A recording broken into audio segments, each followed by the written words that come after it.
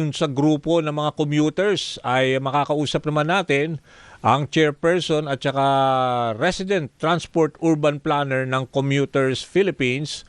Walang iba kundi si Julius Dalay via Zoom. Julius, good morning. Si Danny sa programang Kabayan. Good morning Sir Danny, tsaka sa mga tagapakinig natin sa Teleradyo, tsaka sa DZMM. Okay, maraming salamat Julius sa oras. Ngayon ay pinapatupad na yung pagtataas sa presyo ng pasahe sa traditional jeepney. 14 pesos na yung minimum fare sa 4 kilometers, yung unang 4 kilometers. Tapos yung modern jeepney, 17 pesos. Tapos susunod na rin yata yung mga bus, 'di ba, companies. Kayo bilang kinatawan ng mga commuters, ano ang saloobin nyo sa nangyayaring ganitong krisis nga sa langis? Well, syempre masakit, no? Again, sino ba naman sa Oo. commuter magsasabing gusto namin ng taas pamasahe? Hmm. Pero kasi makikita rin natin yung laki nung tinaas talaga sa langis, lalo na first Hmm. time ata in a very long while or in history na double digit sa isang bagsak. Hmm. No, yung taas ng presyo ng langis at nagbabadyang magkaroon na naman ng another double digit na taas, no. Hmm. So again, sa atin, naiintindihan natin na kailangan magtaas, hindi man natin gusto, kasi mas gugustuhin na natin na tumaas yung pamasahe kaysa wala namang Hmm. pumasada. Oh, so for now, ano ba, okay naman sa mga sa hanay ninyo, okay lang. At saka itong syempre nagpatupad na rin ng 4-day 4-day work week, 'di ba, na somehow makatipid dahil at least 4 na araw nila sila papasok sa opisina, Julius.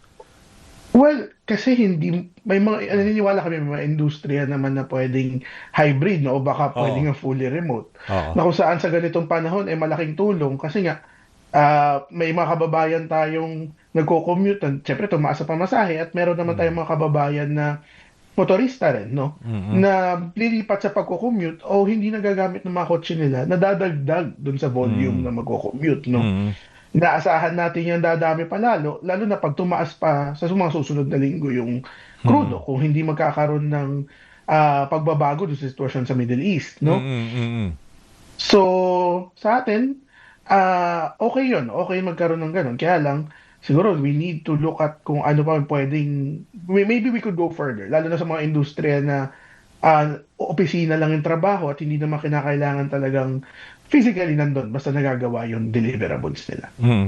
So kayo ba ini-encourage nyo, Julius, yung mga grupo ninyo, somehow yung mga merong kotse naman, ipatupad nila yung carpooling, 'di ba? Para at least limitado rin, makasave din sa gas at saka medyo lumuwag din yung takbo ng trapiko. Or siguro encourage nyo rin yung mga LGUs ninyo, yung grupo ninyo, para mag-provide din ng mga shuttle or mga libreng 'di ba, pasahe, yung parang mayroon sila mga bus ride na libre. Kasi yun ang ginagawa ngayon sa Marikina, I believe.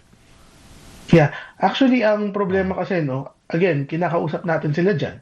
Mhm. Pero kailangan natin tandaan na iba-iba yung Mm. budget ng bawat LGU, no. May mga LGU tulad ng Quezon City, ng Mm. Marikina, na Mm. meron silang malaking Mga pondo, may mga resources. nakalaang pondo para Oo. doon. Pero Mm. isipin din natin na may mga mahihirap na LGU na baka hindi sapat 'yun, no. Kasi Mm. hindi lang naman ito ang issue na kinakaharap na isang LGU na kailangan ng budget Mm. sa Mm. araw-araw, no. So Mm. merong ibang sektor na kailangan din punan na baka Mm. pagka hinugot natin yung pera ay magkaroon naman tayo ng problema sa ibang sektor. Kasi yun yung Mm. ayaw natin mangyari. Mm. Pero on the other hand, sa carpooling, oo, I mean, Ah. we're as much as possible, no? Kung kaya magsabay-sabay, magkakatrabaho, madadaanan, kung kaya mag-ambagan na lang para makabawas, okay lang, no? Pero Mm. minsan kasi kahit nasabihin mong carpooling, mismong yung may-ari na ng kotse ayaw, eh. Kasi nga sa sobrang taas ng Mm. gasolina, no? Mm. So they rather choose na mag-public transport kaysa nga maggasolina ka, magkotse ka, lalo na't hindi lang naman kasi gasolina ang Mm. tumatakbo nun, pati rin So yung parking mo, maintenance mo, and oo. even yung produktong petrolyo, hindi naman siya limitado sa crudo lang, eh. Pati Mm. yung langis na pinanggagamit mo sa change oil o yung mga Mm. piyesang bibilin mo na inaangkat natin, tataas Mm. panigurado ang ang presyo, no? So Mm. doon papasok na kahit na i-encourage sila na mag-carpool minsan, mas marami sa kanila na Magji-jeep pinipili na na lang lang. wag ng Ibig sabihin, public jeep na lang. transport na lang. So, it's Public transport na mas lang. Lalo na kung makakatipid. Oo. yes, lalo na kung may LRT or MRT naman Oo. doon sa lugar nila tayo pupuntahan nila or sa bahay nila, parang Oo. mas efficient pa magganun na lang para sa kanila. Oo.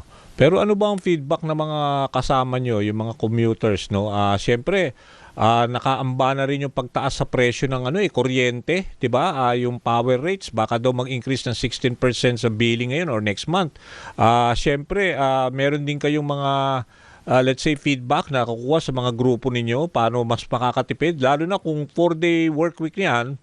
Siyempre Friday or Monday na pipiliin nila, nasa bahay sila pero ano ang advice mo sa grupo ninyo na somehow para makaambag tayo doon sa pagtitipid? Well, no, again, pagdating doon sa presyo ng kuryente, ina-expect na natin mangyayari yan, no? Kasi nga, we need to admit na part ng energy supply natin ay galing sa fossil fuels, no? Fossil fuels, again, crudo pa rin, no? Apektado siya nung problema sa gitnang silangan. So, again, ang magagawa lang natin yun talaga magtipid, no? Sa kuryente rin. Lalo na pwede naman tayong kung anong pwedeng patayin, kung anong pwedeng hindi gamitin, huwag gamitin. Gamitin lang kung ano yung kailangan, no? Kahit na sabihin mo may iba tayong mga kababayan na naka-electric vehicle, kung tataas din yun, medyo naninegate din. Pero upon our knowledge, no, mas nakakamura pa rin dun sa mga personal mobility devices na e-bike o e-scooter yung mga kababayan natin. Kumpara nga naman sa magdala ka ng motor o ng kotse sa pang-araw-araw. Pero 'di ba parang it makes sense ngayon na marami nagpo-promote na rin ng e-bike or yung ano na nga mga electric cars, 'di ba? Kahit papaano malayo naman ang diferensya kung kuryente at saka langis ang kinakarga mo. Sabi nga nila, mas nakakatulong ka pa sa environment. Is that something na ina-advocate din ninyo sa grupo ninyo? Kasi urban planner ka rin ng transport, na resident transport urban planner ka. Is that something na pinopromote nyo, yung electric cars, yung mga use ng mga solar panel para makatipid din sa kuryente? Di ba, is this na isang magandang move para to achieve itong at least ma-address man lang itong crisis? Well, no, mostly on electric vehicles, lalo na yung mga personal mobility na e-bikes and e-scooters or even e-trikes, no, sa mga tamang lugar. Kasi nga, sa mga ganitong panahon na talagang gipit sa fossil fuels, no, at least kasi ang kuryente natin kahit pa paano diversified yung sources. Hindi man ganun ka laki yung porsyento ng renewables, no? Pero mas maliit yung impact kaysa sa crudo. At the same time, tama ka, no? Yung environmental friendliness nandoon. Tsaka yung availability, no? Kasi nga, aminin natin, mas mura ngayon ang bumili ng e-bike kaysa bumili ng motor. Kaya nga, No? Kasi nga, mas marami nagsusupply at saka mas less yung component na nasisira So, again, malaking option to, malaking tulong sa mga kababayan natin na ayaw mag-commute, but at the same time, ayaw na rin magdala ng kotse. Pero yun din ba nagiging feedback ninyo?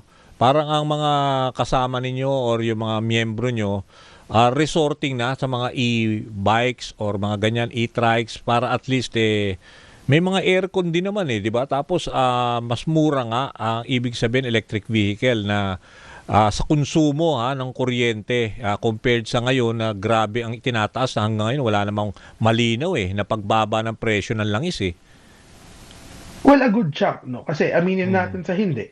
Siyempre, yung mga may kaya, gagawin nila, no? Pero yung mga kababayan natin na nasa laylayan, no, na nagre-resort sa doon sa manual, no, yung bisikleta talaga.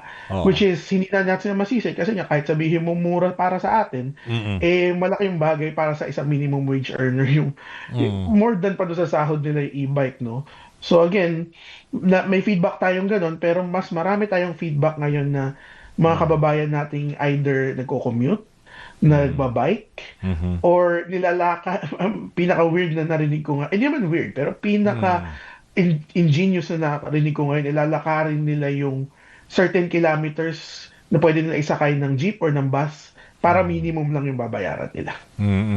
Okay, Julius, maraming salamat sa oras na ibinigay mo sa amin dito sa DZMM Teleradio. Thank you. Thank you.